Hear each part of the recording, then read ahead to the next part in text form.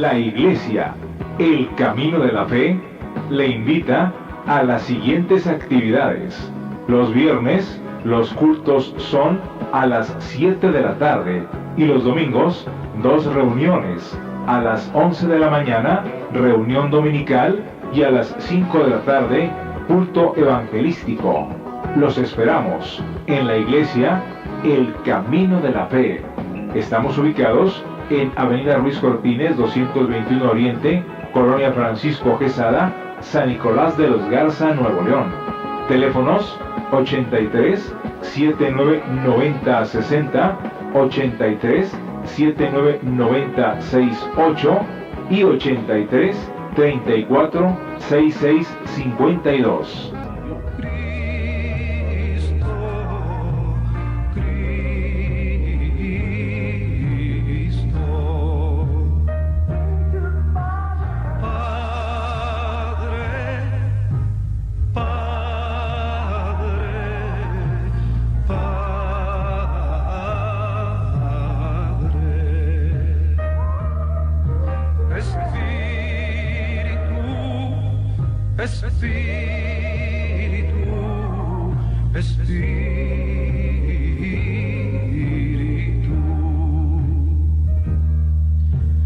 Deja tu agua viva entre mi alma correr.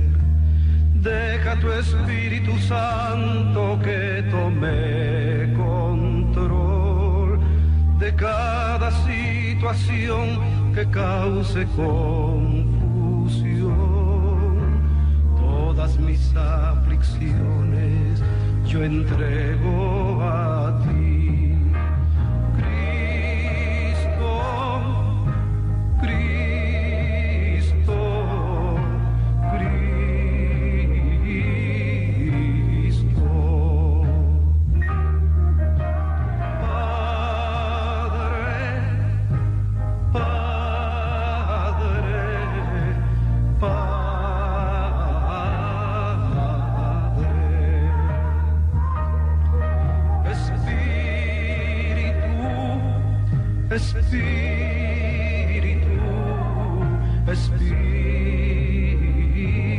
Espíritu,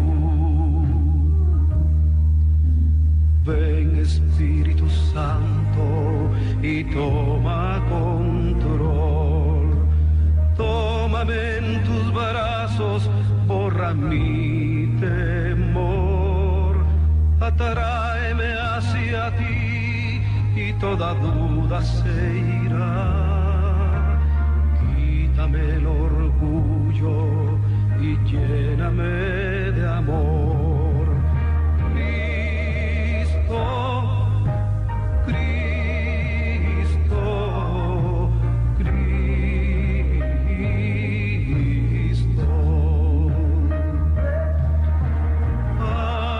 Padre,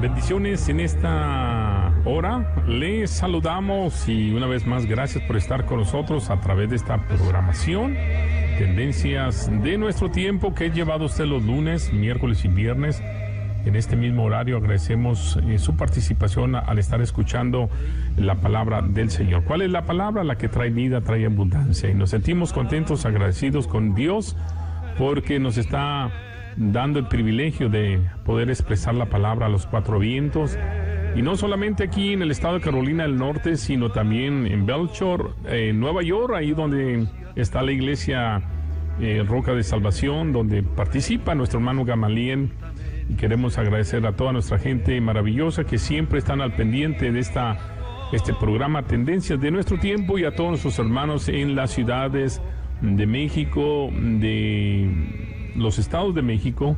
Y bueno, en esta mañana ya el pastor Natividad Ramos está también ya con nosotros después de varias cosas que suceden en el camino, más aún sin embargo Dios se ha glorificado. Así es que le damos gracias a nuestro hermano Gamaliel, que ya nos ha enlazado, y como siempre gracias una vez más, porque este evangelio tiene que ser predicado a todo el mundo.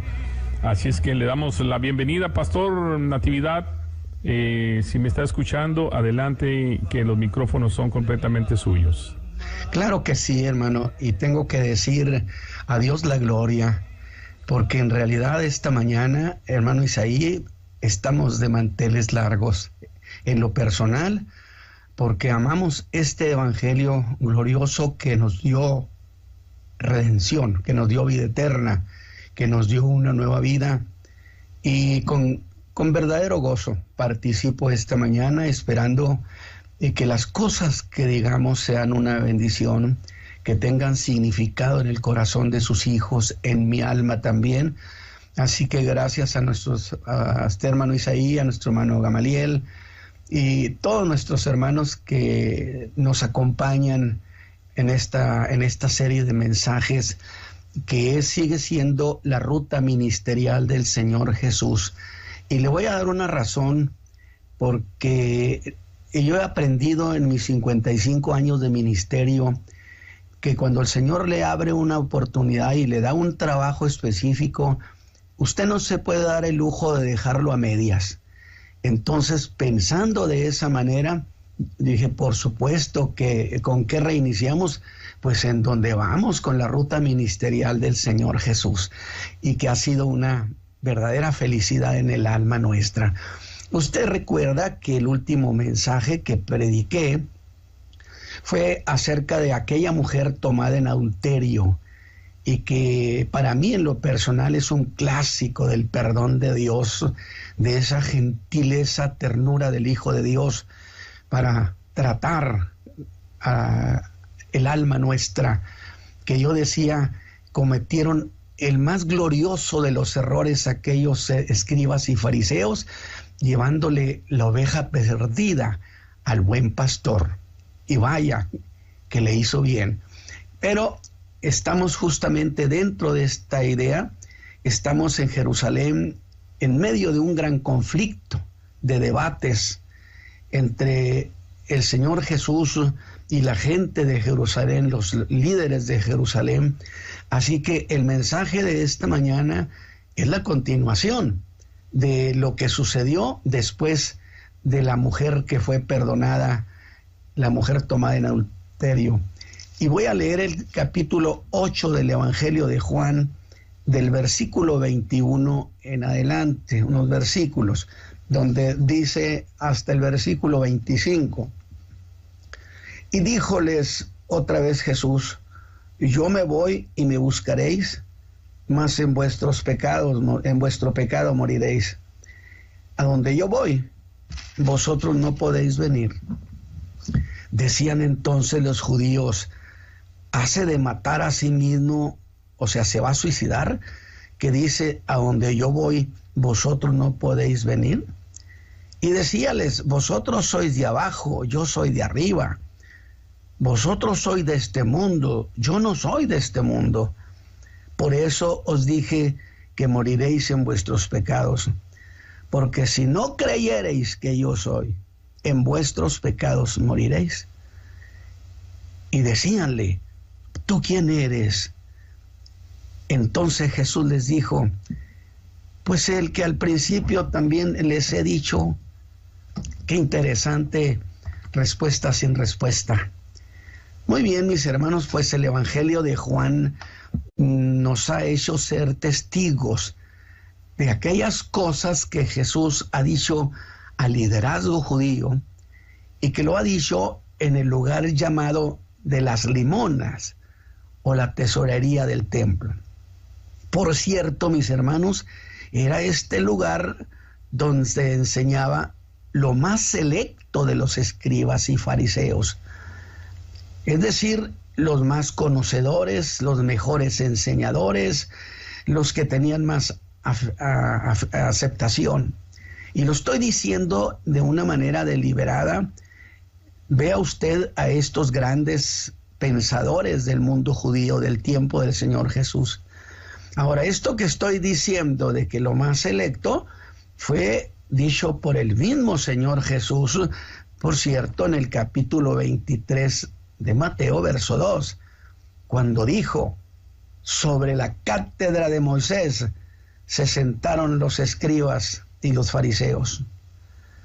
Estos disfrutaban de la más alta posición como enseñadores, y a ellos recurría el pueblo para consultarlos, para ser orientados en cosas de la fe. Por supuesto que a estos habría de ir la gente para consultarles sobre qué opinión tenían de lo que Juan el Bautista predicaba, de lo que Jesús proponía. Y fueron ellos a quien el Señor culpó del rechazo que se dio al reino de los cielos que Juan y Jesús predicaban. Ahora, pero también hay que reconocer que el Señor Jesús no los descalificó a estos enseñadores. Incluso yo diría que les dio reconocimiento a sus enseñanzas. Pues acuérdese que le dijo a la gente: todo lo que os dijeren que guardéis, guardadlo y hacedlo, mas no hagan lo que ellos hacen. Pero en lo que tenía que ver con el reino de los cielos, estos dieron opiniones muy equivocadas y muy deliberadas, por cierto, para desanimar el corazón del pueblo que estaba tratando de entrar a ese reino. El Señor se los dijo: a los que estaban entrando al reino no los dejaron entrar, los desanimaron. Y estoy hablando precisamente de los que eran conocedores, los ilustres, los que tenían luz en las cosas. Veamos. Y esas declaraciones no fueron hechas ante gente ignorante, sino ante los que se decían conocedores de Dios. Fíjese bien, por tal razón, las palabras que el Señor Jesús les ha de decir cobran una gran importancia, porque esos catedráticos de la fe judía, que se creían conocedores y con mucha lucidez, exhibieron la más profunda ignorancia sobre el Hijo de Dios, sobre Cristo, aunque se decían conocedores. Ahora, de allí que se haya dicho que no se puede conocer mucho sobre Dios y no conocer nada de su Hijo. ¿Sabe por qué, mi hermano? Porque la ignorancia que tenían sobre Cristo era ignorancia que tenían sobre la persona de Dios. Pero yo quiero que usted vaya descubriendo lo que el Señor Jesús empieza a perfilar aquí, la cuestión de la ignorancia. Insisto que entonces bien se puede decir que la ignorancia que un hombre tenga sobre Cristo será igual a la ignorancia que ese hombre tenga sobre Dios. Porque la ignorancia sobre Cristo y la ignorancia sobre Dios, mis hermanos, andan juntas. Y el conocimiento de Cristo y el conocimiento de su Padre andan juntos. Usted no puede saber demasiado de Dios y no saber nada de su Hijo. Por cierto, esto que acabo de afirmar ante ustedes, mis hermanos, no es resultado de alguna interpretación de un excelente exégeta, sino que el Señor Jesús mismo lo dijo en el capítulo 8, versículo 19 de este Evangelio de Juan. Escuche bien sus palabras. Hay que saborearlas, hay que ponerlas en el corazón. No olvide que estos mensajes son mensajes que tienen un gran contenido de grandes ideas. Les dijo: ni a mí me conocéis, ni a mi Padre. Pues si a mí me conocieseis, al Padre también conoceríais. Ahora, el Señor Jesús ha traído a escena un grave conflicto, el conflicto de la ignorancia. Por supuesto, principalmente dirigido a los líderes y a los conocedores. Vea lo que hace el Señor. Escala esa ignorancia y lo lleva más allá y les dice algo que debió sacudir a esos eruditos que están en la ignorancia sobre la persona de Cristo. Escúcheme, mi hermano, es igual a estar en tinieblas. Y en medio de ese reproche que el Señor Jesús les hace a la ignorancia sobre su persona, hace una declaración que solo podía ser hecha por Dios mismo. En el verso 12, yo soy la luz del mundo. Pero mire usted lo que les está diciendo en la otra cláusula. Y el que me sigue no andará en tinieblas. Debió sacudirlos de pies a cabeza a los que se decían conocedores. Ahora, razonemos eso como un cuerpo de ideas para sacarle provecho, mis hermanos. Pues habiendo dicho que él era la luz del mundo, hace luego una declaración muy comprometedora. El que me sigue no andará en tinieblas. Y entonces tenemos que pensar, fíjese usted las implicaciones. ¿Acaso eran seguidores de Cristo los expertos de la ley? ¿Los escribas? ¿Los fariseos? ¿Los ancianos? ¿Los príncipes? ¿El sumo pontífice mismo? No lo eran, no lo era. Ah, qué duro lo que Jesús acaba de decir. Los está descalificando y los está señalando como gente ignorante que andaba en tinieblas. Alabado sea Dios. No importa qué tan importante sea una persona, no interesa qué tan importante sea. Si no conoce a Jesús, anda en tinieblas. Oiga, pero en realidad ha descalificado a su liderazgo. Y además el Señor no buscó conciliar ninguna cosa que había dicho, sino que al contrario hace más radicales sus exigencias. Y aquí hace prevalecer el principio que vimos fue establecido en el Evangelio de Juan, con aquella gente que venía de la multiplicación de los panes y los peces, a los que el Señor Jesús trató de motivarlos para tener vida eterna, diciéndoles, hay una comida que vosotros no sabéis, que es para vida eterna. Y ellos dijeron, bueno, ¿qué tenemos que hacer para tener esa vida eterna? Y Jesús les dijo, que creáis en el que Él ha enviado. Allí en ese pasaje se queda establecido doctrinalmente el principio de la fe personal en Cristo. Muy significativas sus palabras. Establecen por sí mismo que si usted, mi amigo, no ve al Señor Jesús como el único que da esa vida eterna, usted queda reducido a la ignorancia, a las tinieblas. Oiga, espéreme, y a los judíos, esas palabras no solo debieron de parecerles hostiles, sino hasta sacrílegas.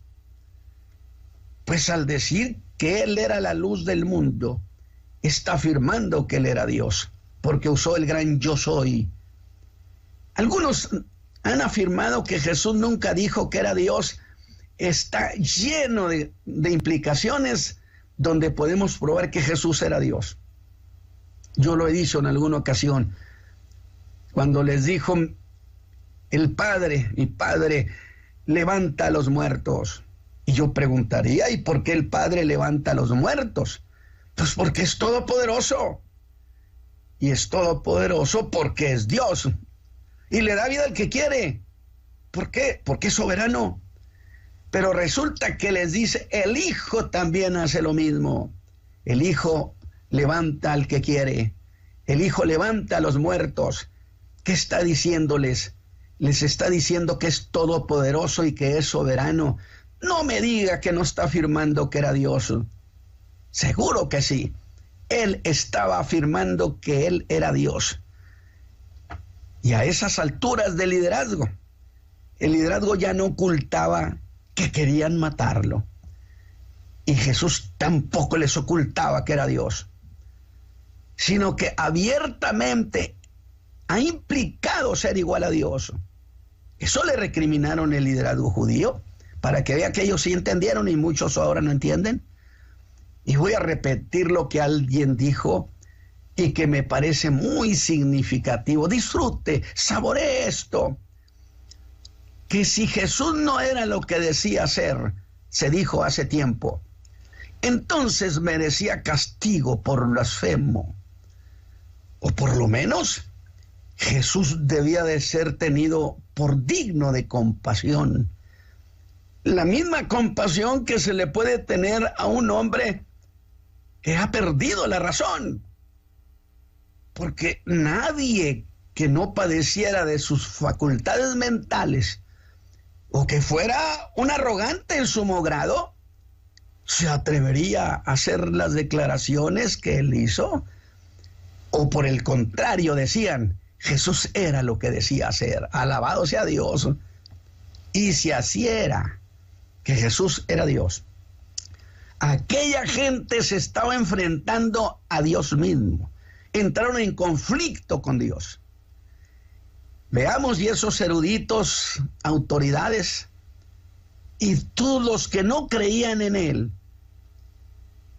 ellos sí que estaban mostrando que padecían locura, una locura religiosa.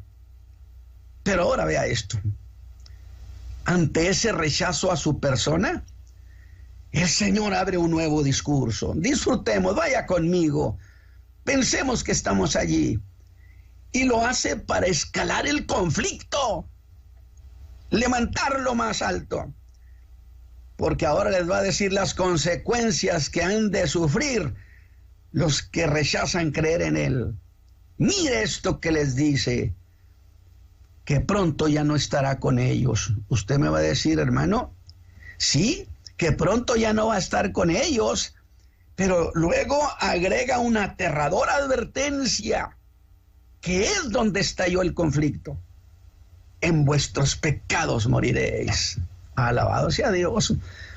Tocó un tema que los judíos no lo aceptaban y que no lo esperaban. En vuestros pecados moriréis. El Señor ha tocado el tema del pecado. Y eso significaba que sin Él, hicieran lo que hicieran, sus pecados los acompañarían siempre hasta la misma eternidad. No nomás hasta la tumba, sino aún más allá del tiempo.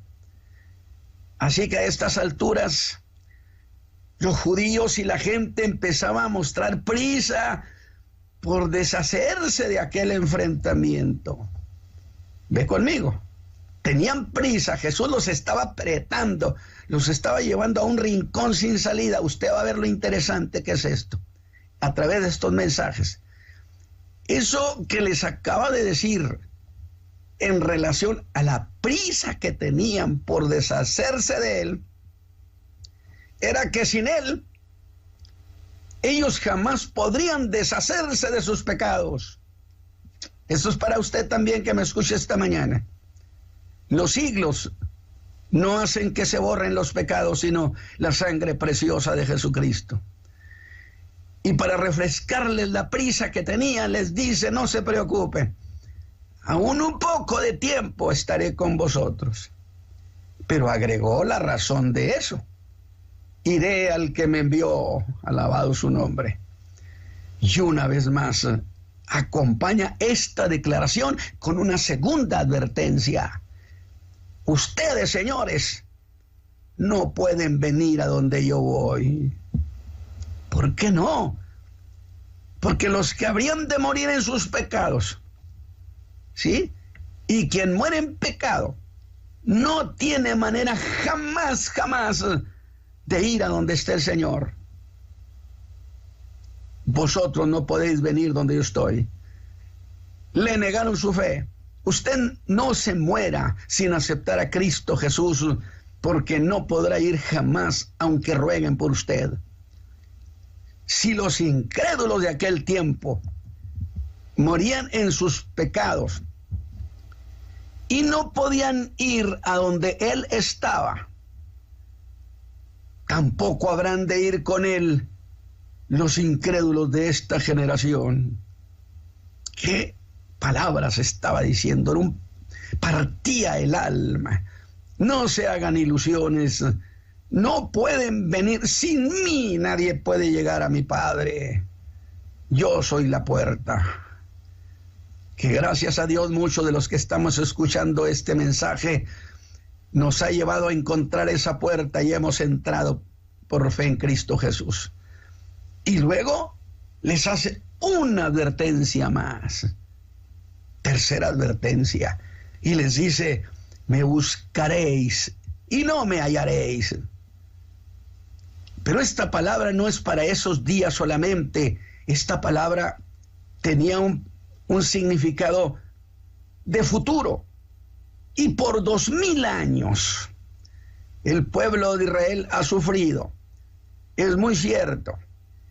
Y en tiempos de angustia han buscado con esperanza, con expectación, ver si llega su Mesías.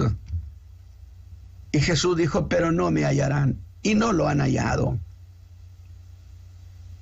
Pero como Él no puede ser burlado, es bueno que los hombres midan las consecuencias de sus palabras.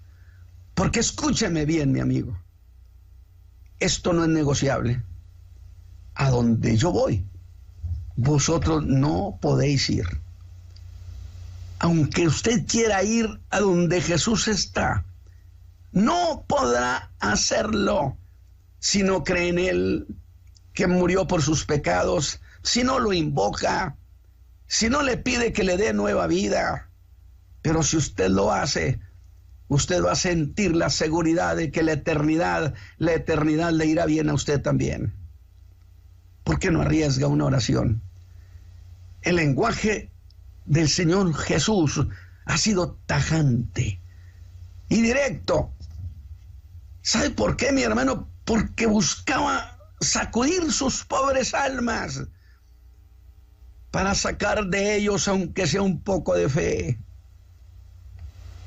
Pero no lo habrá de lograr. No habrá de conseguir en ellos ni la más mínima convicción. Y el día de su crucifixión, todo el mundo lo rechazaría. Al contrario, hicieron gala de insensibilidad. Usted no se dé lujo de mostrarse insensible. No mostraron ninguna emoción espiritual. Él hablaba de volver al Padre que lo había enviado. Mientras que ellos, escúcheme esto, mientras Jesús les estaba planteando una cuestión extraordinaria, volver a su Padre, ellos quisieron interpretar las palabras de Jesús y divagaron en sus errores porque estaban en tinieblas. Según el verso 22, decían entonces los judíos, ¿se ha de matar a sí mismo? ¿Acaso piensa suicidarse? Dígame una cosa, ¿qué tan lejos andaban de la verdad? Jesús dijo, es que están en tinieblas. Porque si así es, dirían los judíos, si él se va a suicidar, eso sí que es un gran pecado. Y nosotros no podemos ir a donde él será llevado. Y en ese caso Jesús pues tendrá razón de que no podemos ir donde él está. Porque nosotros, como buenos judíos, como hijos de Abraham, no podemos ir allá por el simple hecho de que somos hijos de Abraham. La famosa credencial que no sabes quién soy. ¿Quién eres? Soy hijo de Abraham. Pero miren en qué basaban su seguridad. La basaban en que eran parientes de Abraham, que eran consanguíneos, que eran descendientes. En eso se basaban para no sentirse pecadores. Y de ese modo no tenían por qué creer en él, cuando que Abraham también necesitó a Jesús. Su razonamiento implicaría, Bueno, después de todo, no creer en Jesús no puede ser pecado. Pues a mí no me parece. ¿Ha oído esas aclaraciones que hacen muchas veces las gentes? Sí, pero en su incredulidad cometieron el atrevimiento de hacer burla, ironía.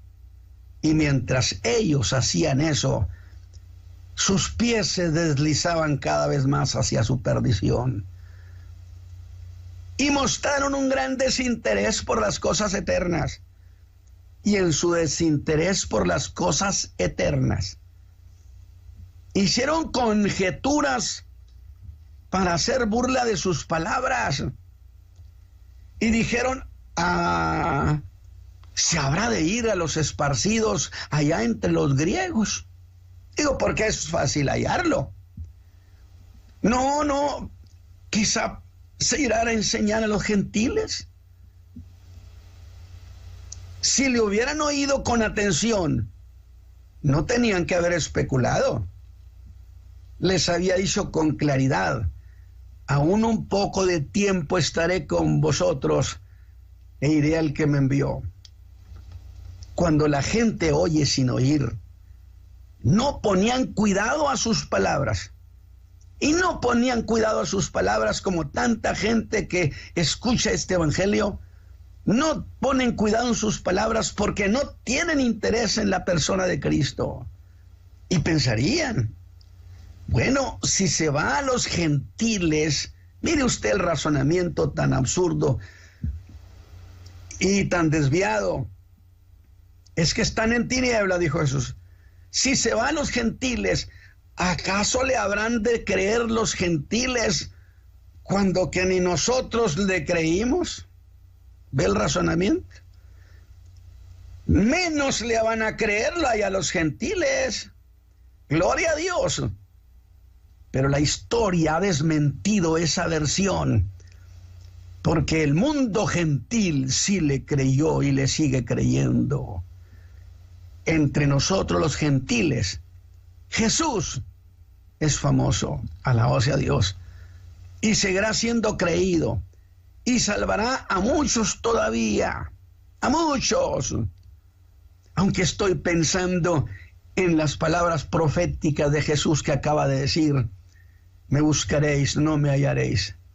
¿Sí? Sin embargo, un día, el Señor Jesús se mostrará de nuevo a ese pueblo.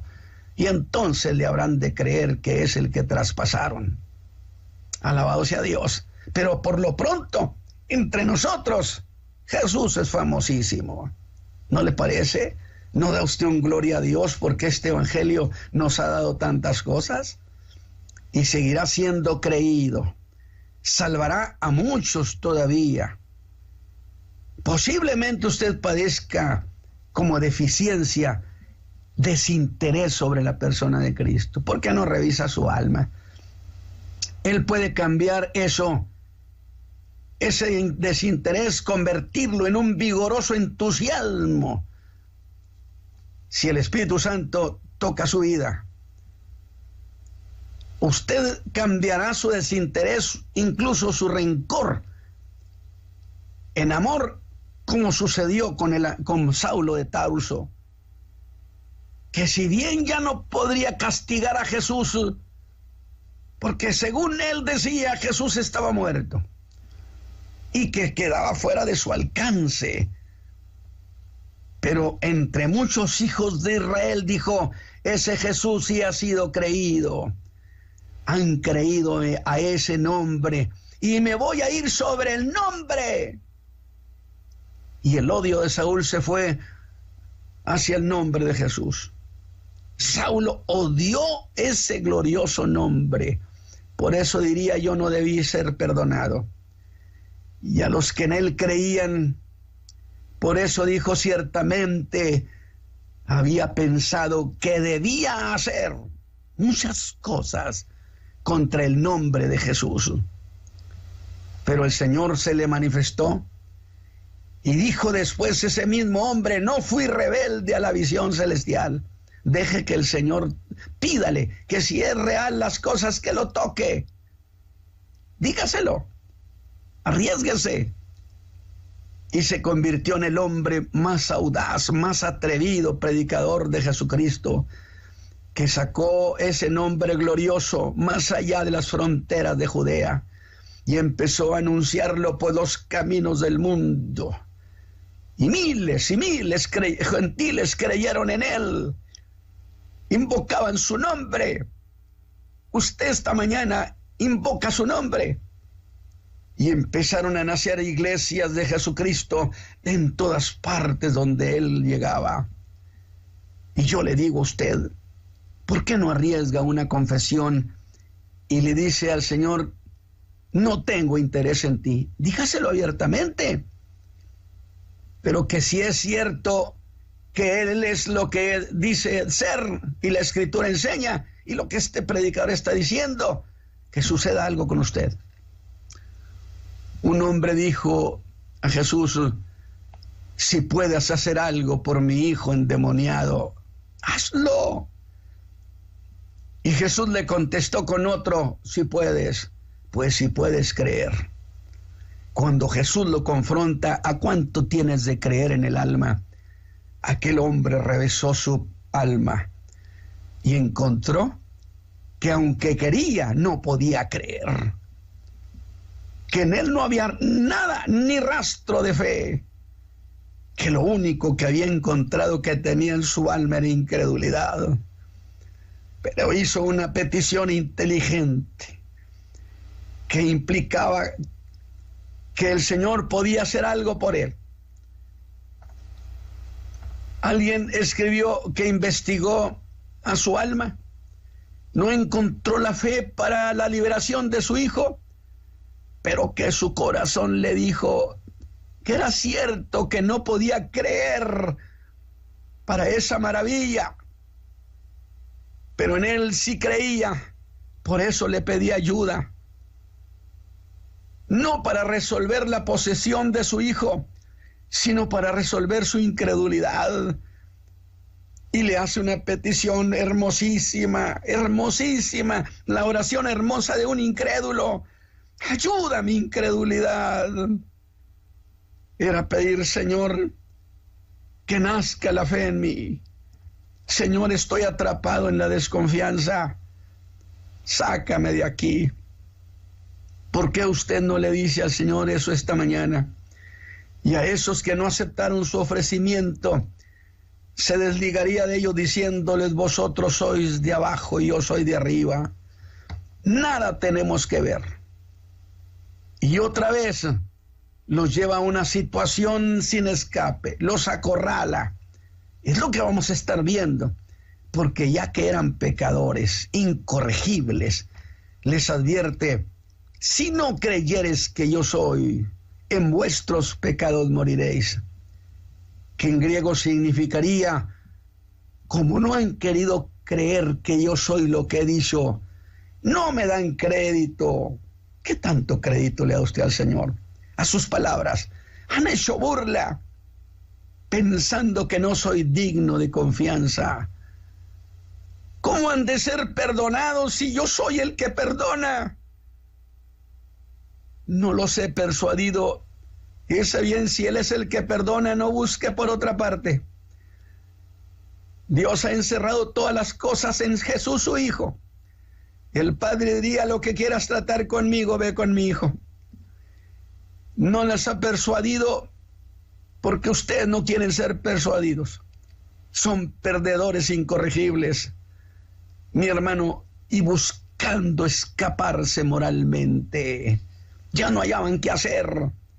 Y le dicen, fíjese usted, ¿tú quién eres? Ellos esperaban una respuesta directa, se llevaron un chasco. Y en la manera como le responde, deja claro que él estaba disgustado con esos. ¿Que quién soy yo? Dice, al principio os he dicho. Ya hay una traducción que me simpatiza mucho y es consistente con este tono de disgusto que les está diciendo, ¿por qué siquiera tengo que seguir hablando con ustedes? Porque el Señor también pone un alto. No espere que el Señor Jesús ponga un alto con su vida. Déjeme orar, Padre eterno. Permite, Señor, que esta mañana, esta enseñanza de este hecho, de este encuentro que tuviste con la gente, se convierta en materia del alma para trabajarla, para que tu Espíritu Santo traiga convicción, y aquellos que están diciendo yo no puedo creer, Señor, haya una operación para que nazca en ellos la fe. Por Cristo Jesús, el Señor nuestro, te damos gracias, Señor. Que Dios me los bendiga, mis hermanos. Hermano Isaí, Dios le guarde. Tendencias de nuestro tiempo. Programa que es traído a usted en este mismo horario todos los lunes, miércoles y viernes por el pastor Natividad Ramos. Escuche Tendencias de nuestro tiempo.